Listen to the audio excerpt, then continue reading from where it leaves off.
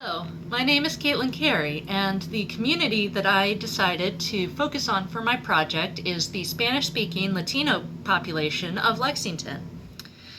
Lexington has a pretty considerable amount of Latinos, and they have a very wide range of information needs as well as English proficiency.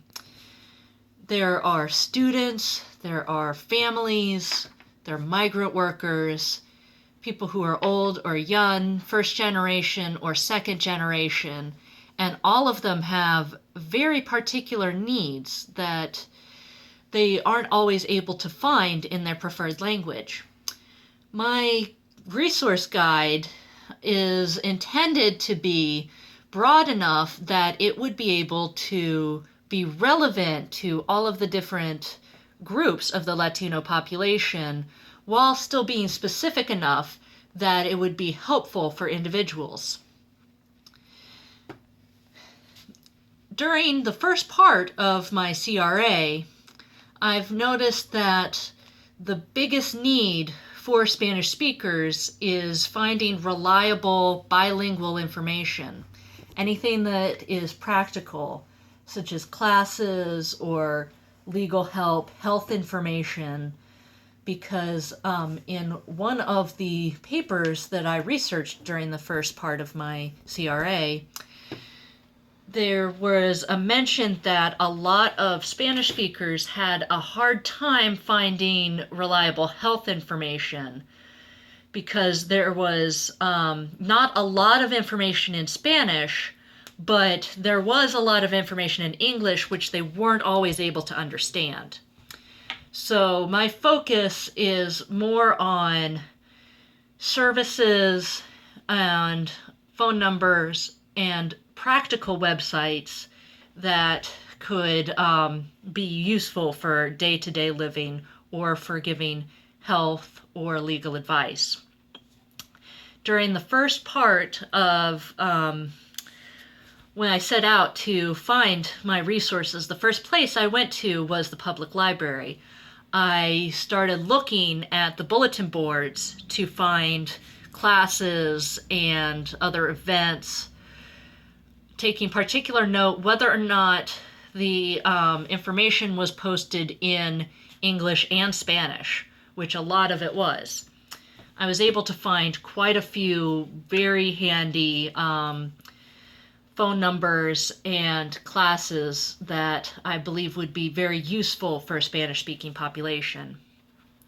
I also spoke to the librarians to find out what their Latino patrons mostly needed as far as information, what kinds of things they searched for, and how to use the library database. I'm particularly grateful for the librarians at the Village branch of the Lexington Public Library. They pride themselves in having a bilingual staff, and a lot of the librarians there are either first or second generation immigrants or are fluent in Spanish. They have a lot of resources, a well-stocked Spanish-speaking section of their library, and they really have their finger on the pulse of what's going on locally for Latinos. Once I was able to speak to them, I then looked at the Lexington Public Library computer database to find out what search terms I could recommend for Spanish speakers to find helpful resources.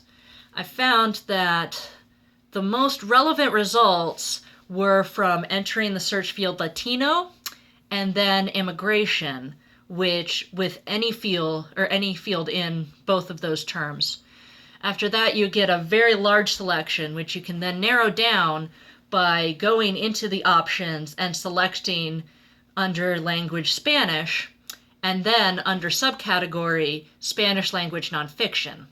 That brought up about 22 different books of immigration, of legal help, of school help, and it was overall very enlightening. I made sure to mention those search terms in my resource guide.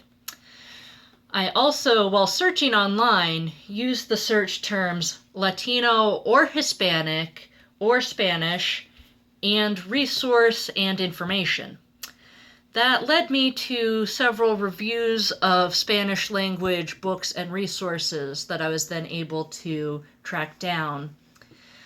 I also, under Google, entered in Latino health, Latino legal, Spanish language translation. And in doing so, I found several web portals with Spanish language resources. I also found a very helpful guide for health called the Buena Salud Club.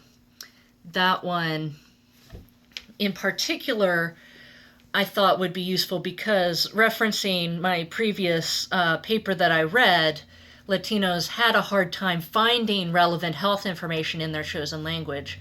This is a free membership that gives a monthly newsletter in both English and in Spanish with healthy living tips, advice, how to get insurance, and a lot of other very helpful information. I also was able to look up an app that I actually have a lot of personal experience with. It is known as Duolingo, and I've been using this to brush up on my Spanish skills.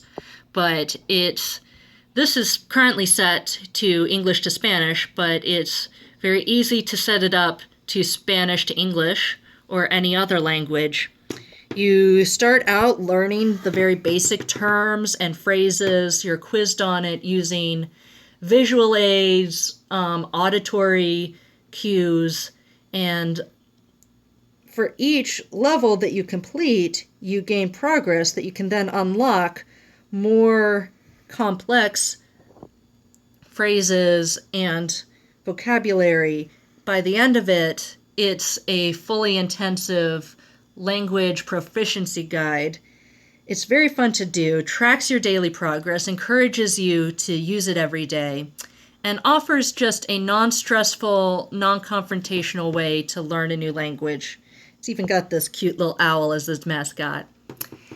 And in doing so, I felt that a lot of the Spanish speakers who felt intimidated speaking to people in English could practice their skills with an app that was particularly user-friendly. I divided my guide into several categories based on usefulness by library and research materials, and generally that would be books, search terms for the library, dictionaries, and things like that. And then there's the health, crisis, and legal, which has several websites as well as phone numbers to call for local legal help. It has a lot of immigration information, and the Buena Salud Club, anything that they would need for help with day-to-day practical needs. And then I have local programs and classes, and that's a list of phone numbers, addresses, and just very useful information of all these local classes that are offered in Spanish. They're driving tests, GRE studying, and all sorts of other programs like that. Finally, there's the entertainment and culture. I have a few newsletters in Spanish, an NPR program dedicated to Latino culture, and the Lexington Latino Arts Association. As far as dissemination, when I spoke to the librarians at the Village branch, they mentioned that the Latinos generally go through word of mouth. They like to have a social context. So I want to print out my resource guide and distribute it through the local libraries. I want to speak to the librarians and actually communicate with what they need. Have them recommend these guides. Thank you very much for your time.